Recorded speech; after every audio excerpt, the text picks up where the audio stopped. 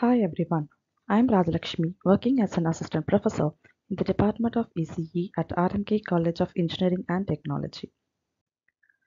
This video is all about 8251 USART, which stands for Universal Synchronous and Asynchronous Receiver Transmitter, which means this 8251 can use for synchronous transmission as well as for asynchronous transmission. So what is 8251? So 8251 is a controller designed by Intel to facilitate communication. It allows serial communication between the microprocessor and the peripheral devices. So what is serial communication? Transmission of data bit by bit is called a serial communication, and transmitting all the bits of the data at the same time we call it as parallel communication.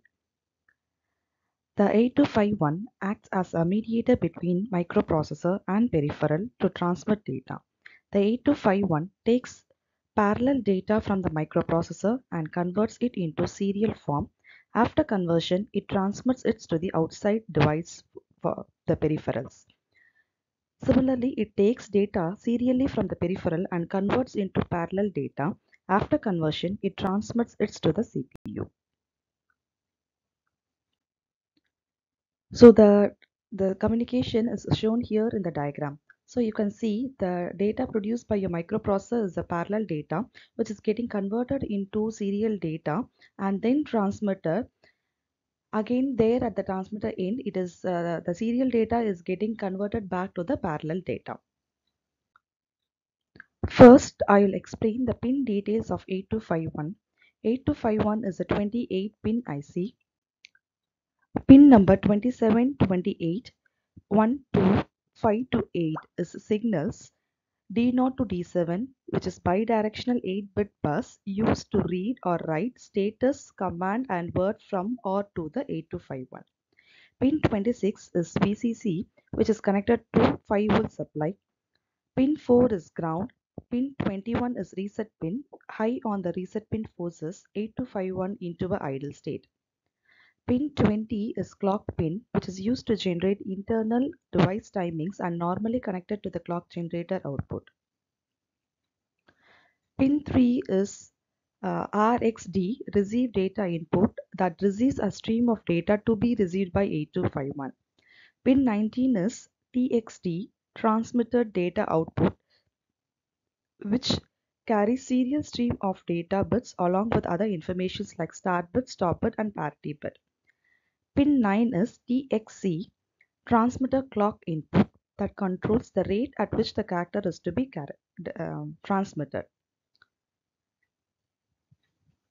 Pin 25 is RxC, receiver clock input, that controls the rate at which the character is to be received.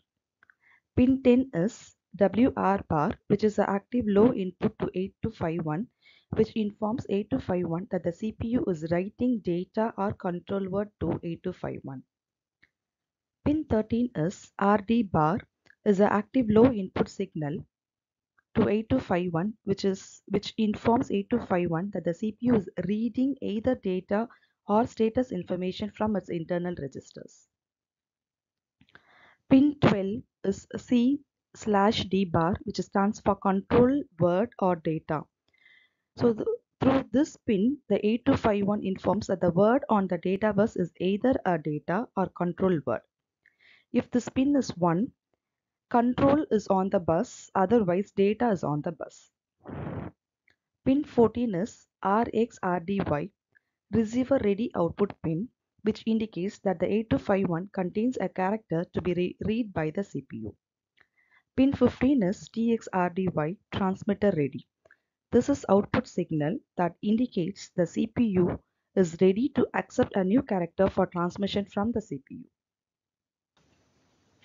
Pin 22 is DSR, data set ready. This is signal used to check whether data is ready when communicating with the modem. Pin 24 DT bar is data terminal ready, which is used to indicate that the device is ready to accept the data when 8251 is communicating with a modem. Pin 23 is reset bar RTS bar, request to send data. This signal is used to communicate with the modem. Pin 18 is TXEMPTY transmitter empty. This is used to indicate the end of transmission. Pin 17 CTS bar is clear to send data. Pin 11 is CS bar chip select. A low signal at this pin shows that processor has selected 8251 in order to communicate with the peripheral devices. Now we can see the architecture of 8251. The architecture of 8251 is divided into 5 sections. The first section is data bus buffer. The second section is the transmitter section, which consists of the transmit buffer along with the transmit control. Next section will be the receiver section. So you can see the diagram which contains the receive buffer as well as the receive control. Next section will be the modem control, and the last section will be the read-write control logic. So now we can see each and every unit of the 8251 architecture in detail. The first section is the data bus buffer, which interfaces the 8251 with the internal system bus of the processor. The data bus buffer has 8-bit bidirectional data bus that allows transfer of data by status or command word between the processor and external devices. The second section, read-write logic, generates control signals for the operation of 8251 according to the signal present in the control bus of the processor. The next section is the modem control section, which allows 8251 to get interface with the modem. So which is nothing but modulator as well as the demodulator. The following signals are associated with modem. So they are DSR, which stands for data set ready, DTR, data terminal ready, CTS, clear to send, and RTS, which is request to send. So the next unit, which comes under the transmission section, is the transmitter buffer. This unit converts the parallel data received from the CPU into the serial data. Once the data is transformed into serial form, then in order to transmit it to the external devices, it is provided to the TXT pin of the 8251. The transmit control unit of the transmitter section is used to control the data transmission with the help of pins transmitter ready, transmitter empty, and transmitter clock pin. Coming to the receiver section, it consists of 2 units. One is the receive buffer and next one is the receive control. The receive buffer is a block which is going to act as a buffer for the data received through the RxD pin. The receive control block controls the receiving of data through the receiver ready, receiver clock, and synchronous detect pin.